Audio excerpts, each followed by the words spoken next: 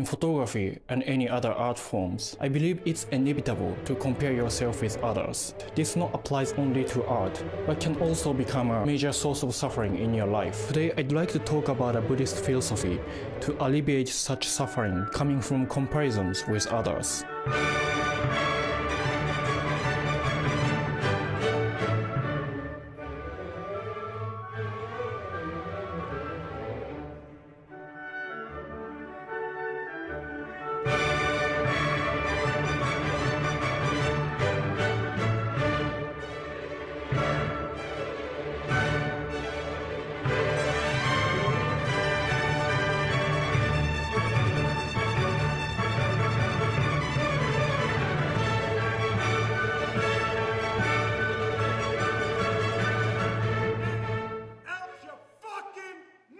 I'm going to, okay?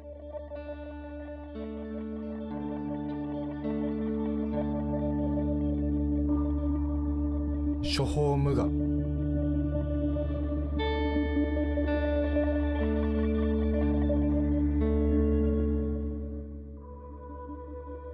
Shoho means all tangible and intangible things that exist in this world.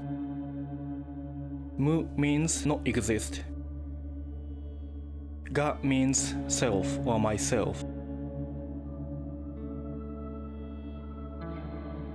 The literal meaning is all phenomena and existence are without self. In other words, what this idiom conveys is that all existence arises interdependently without a permanent self.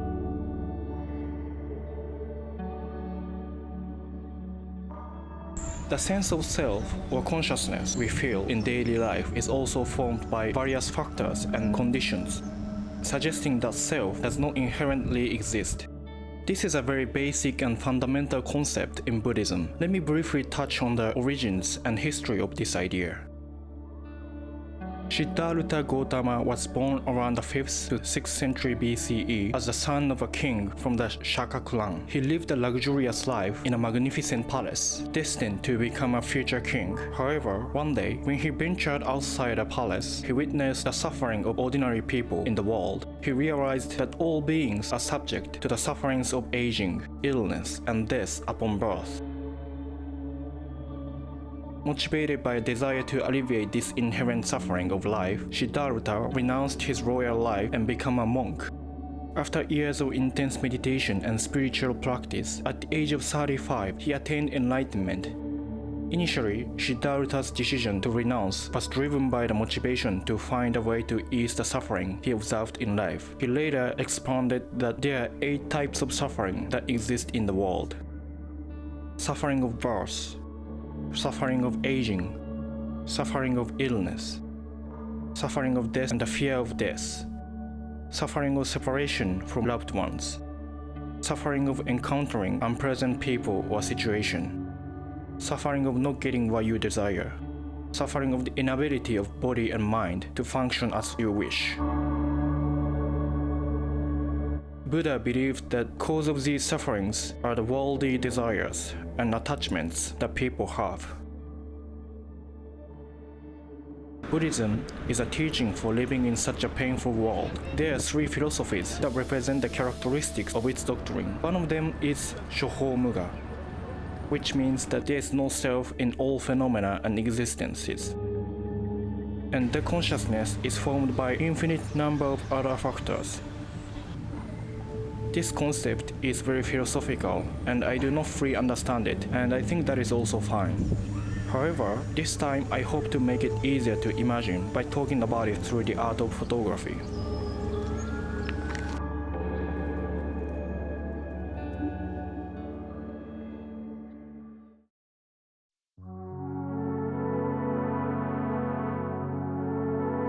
When taking photos, you are constantly subjected to comparisons with others. However, I also believe that comparisons are not necessarily a bad thing. To improve your skills, it is essential to compare your work with others to understand what is lacking.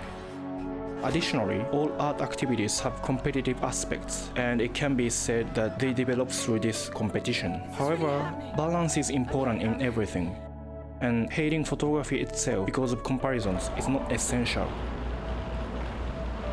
So why do people compare themselves excessively with others? It may be because they are overly conscious of their own existence. The existence of yourself gives the presence of others, and from there, the concept of comparison is born. Here, the concept of Shoho Muga can be applied. The self does not exist as a fixed entity. It is a combination of various elements that make up the world, changing into something entirely different in a second.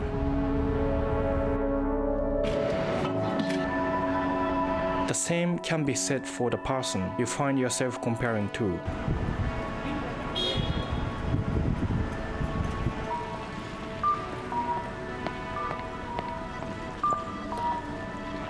When you replace the world with the art of photography, the moment you engage in taking pictures, a conscious or unconscious interaction with other photographers emerges.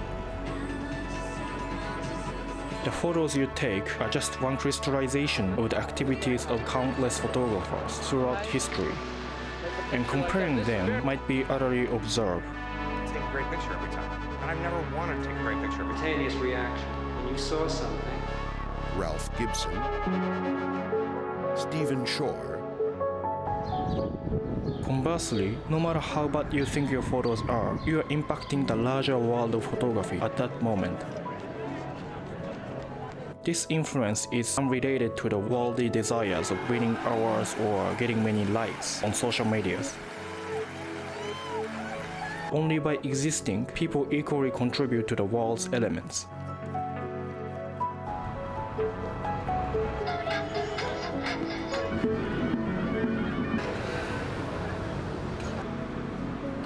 And your photos equally influence this art form. In this sense, excessive comparison may be meaningless.